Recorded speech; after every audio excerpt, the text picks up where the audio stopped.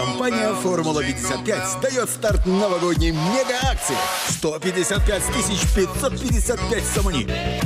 Не упусти свой шанс выиграть суперприз. Переходи на сайт formula55.tj. Формула-55. Делайте ваши ставки, господа. درود با شما بینندگان گرامی مخلصان ارجمند و صادق برنامه فوتبال آسیا. اینک موسم فوتبال سال 2021 میان دسته‌های لیگ عالی در تاجیکستان به انجام میرسد.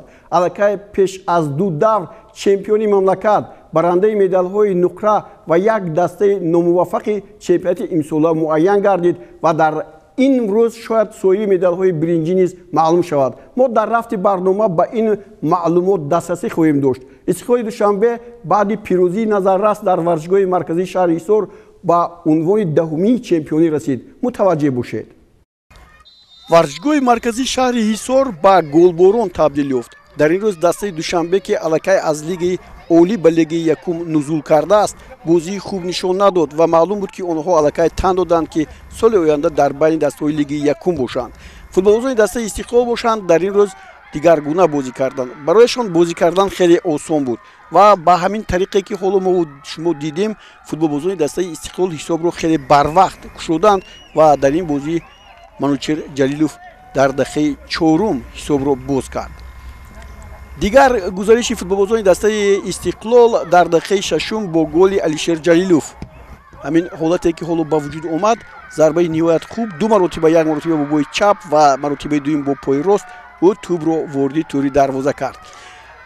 استقلال دوشنبه در موسم امسال فرق کننده بازی میکند. در لیگ چمپیونها خیلی زیبا بازی کرد، خیلی عالی بود.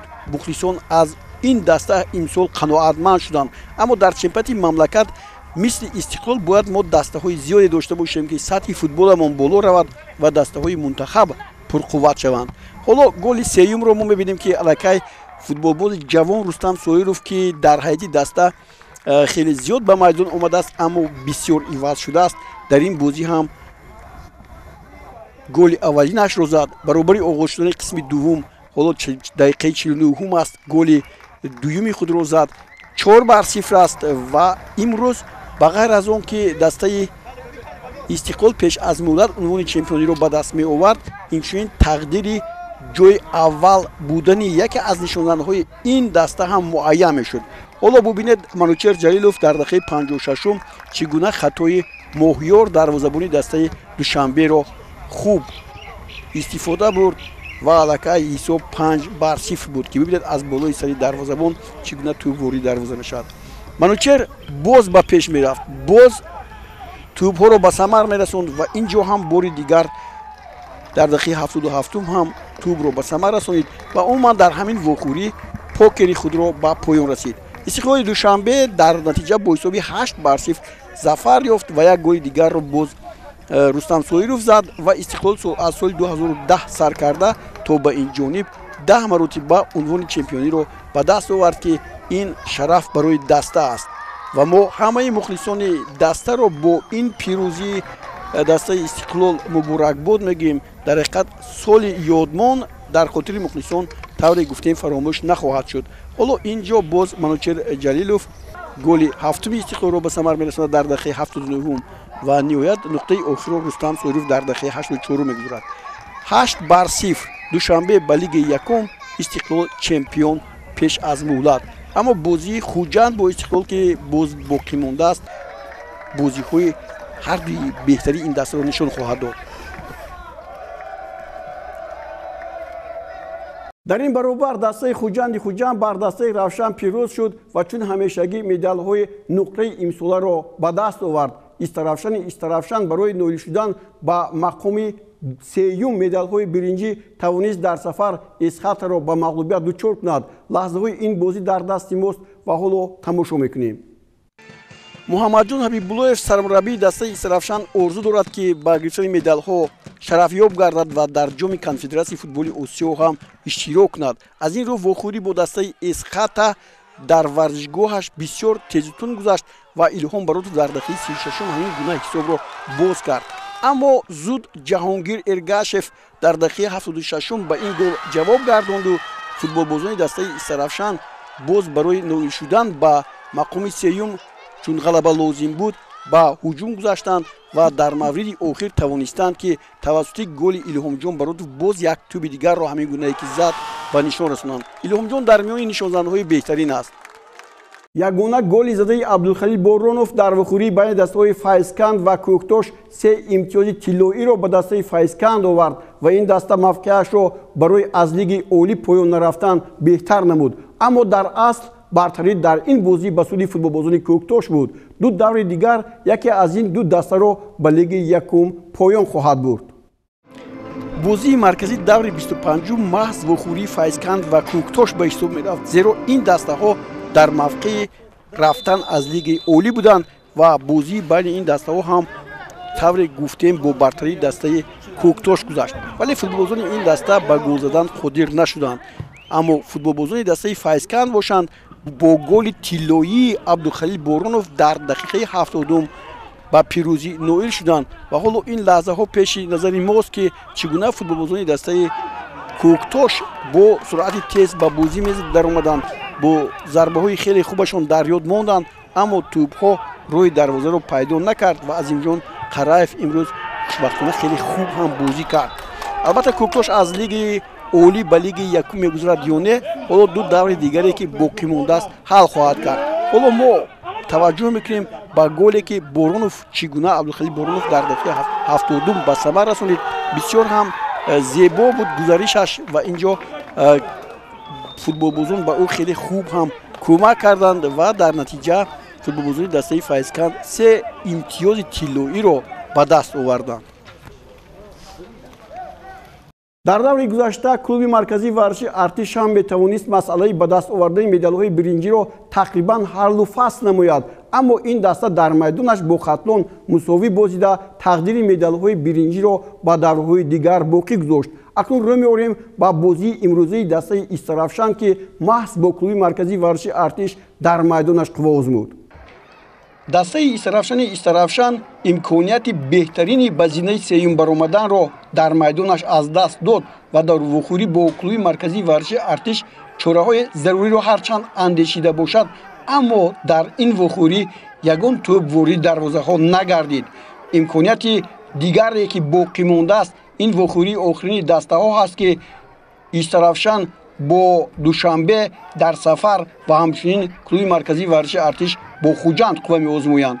Аммо 90% футболбозони дастаи клуби марказии варзиши артиш ба гирифтани медалҳо наздиканд. Ин голе ки зада шуд, ҳоло баъд аз он хуштаки довар буд ва баъдан зарбаи ҷаримавӣ зада шуд ки мо дидем Илҳом Баротов зарбааш аз назди сутуни дарвоза ба беруни майдон рафт. футболбозони дастаи клуби марказии варзиш ҳам имкониятҳои хуб доштанд барои гол задан. ҳоло бори дигар бубинед Илҳом Баротов инҷо ба ҳуҷум мегузарад, боз як имконияти ниҳоят хос барои футболбозони дастаи Истаравшан, вале зарбае ки инҷо Аҳмадҷони Абдусаттор зад дарвозабон баргардонид.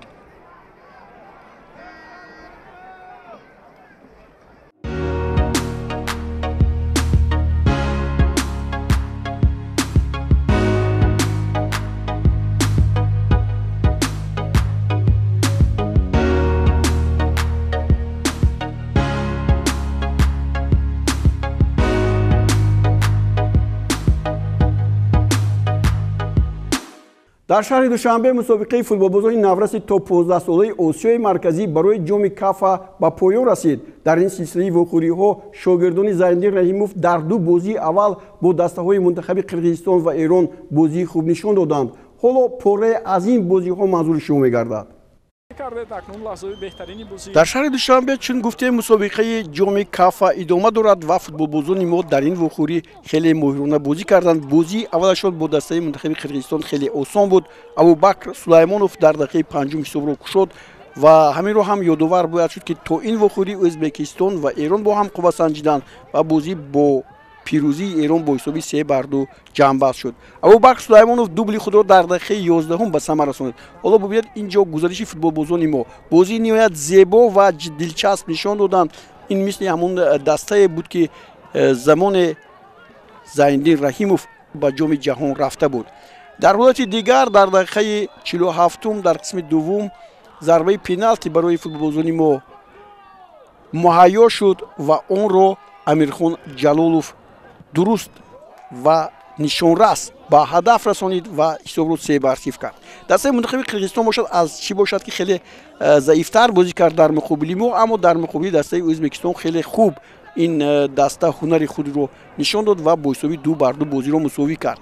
Вале футболбозони мо бо он 3 голе ки заданд қаноат ҳосил накарданд. Азиз Зарифи дақиқаи 70 4-0 аст.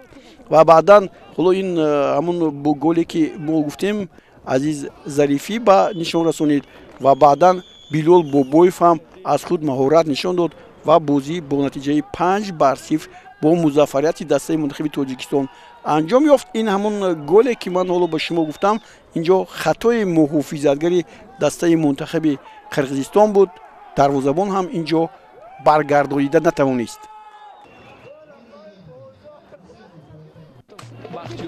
бозии дигаре ки футболбозони мо дар ин ҷараён нишон доданд, ин вохӯрӣ бо Дастаи мунтахаби Эрон буд.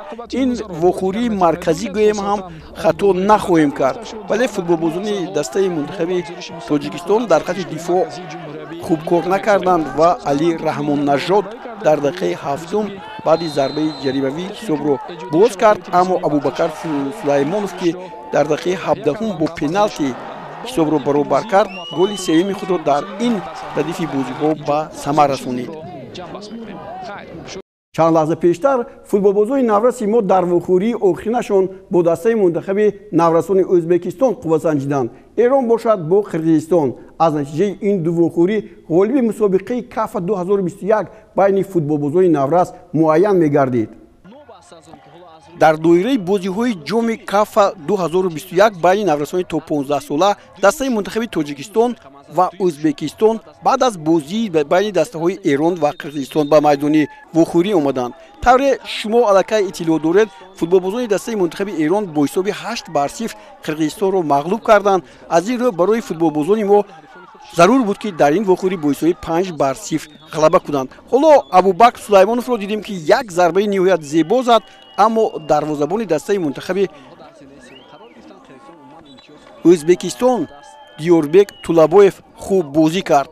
футболбозони Дастаи мунтахаби Ӯзбекистон ҳам лаҳзаҳои қулаи голзанӣ доштанд, вале биёед таваҷҷӯҳ мекунем ба лаҳзаҳое ки мо метавонистем бо самар истифода барем, аммо истифода набурдем. ҳоло футболбозони Дастаи мунтахаби Ӯзбекистон тавре дидем ду зарбаи хуб заданд ва дар ин ҷо дар ҳоле ки зарбаи пеналти ба дарвозаи Дастаи мунтахаби Тоҷикистон таъин шуд, Сунатулло Исмоилов бо як маҳорати олӣ тавонист ки ин пеналтиро баргардонад, вале баъди ба майдон омадани Масур Ғафуров ӯ голи ягонаро ба тӯри дарвозаи Дастаи мунтахаби Ӯзбекистон равон кард ва футболбозони мо бо ҳисоби 1-0 зафар ёфтанд. ин ҳамон гол ва ҳамон шодии мухлисони ҳам футболбозони Дастаи мунтахаби Тоҷикистон буд.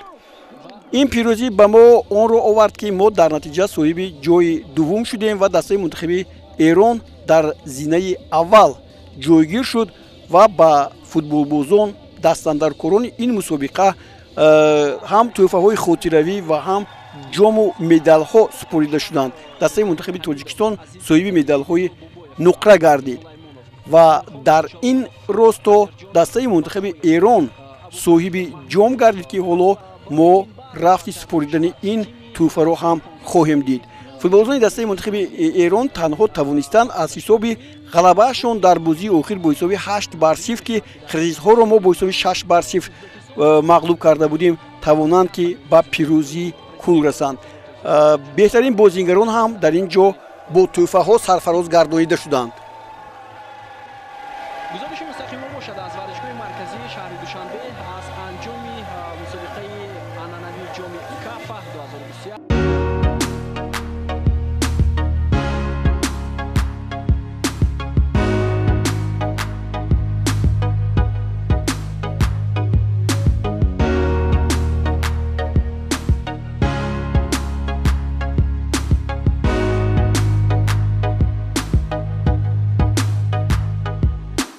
акун дӯстони гиромӣ рӯ меорем ба бозиҳои охирини марҳилаи сеюми бозиҳои ҷоми ҷаҳон дар Осиё. بعد برگزاری دور ششم دسته‌ها تا سال آینده به تنفس رفتند. در گروه ا دستای مونتخب ایران در مقابل سوریه بازی خوب نشان داده با حساب 3-0 ظفر یافت و موقعش را در صدر جدول باقی گذاشت.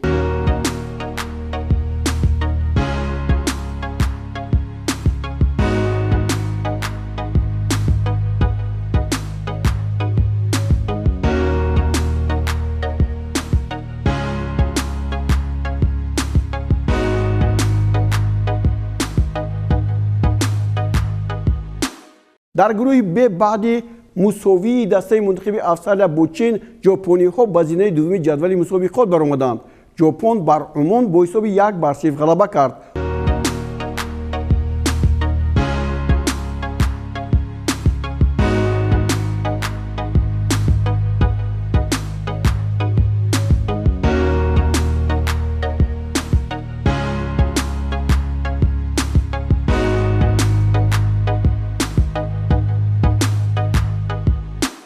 بینندگان گرامی، در همه جا برنامه نوبتی فوتبال آسیا رو به انجام رسانیم. مقصد ما ترغیب فوتبال تاجیکستان و آسیا است. از خبرهای نوین خفا نمانید و هر هفته برنامه ما رو تماشا کنید. با آرزوی خانه آبادی، طبع خوش و استراحت با فراغت شما برنامه نوبتی خود رو به انجام رسانیم. خیر تا بازدید. خود رو احتیاط کنید.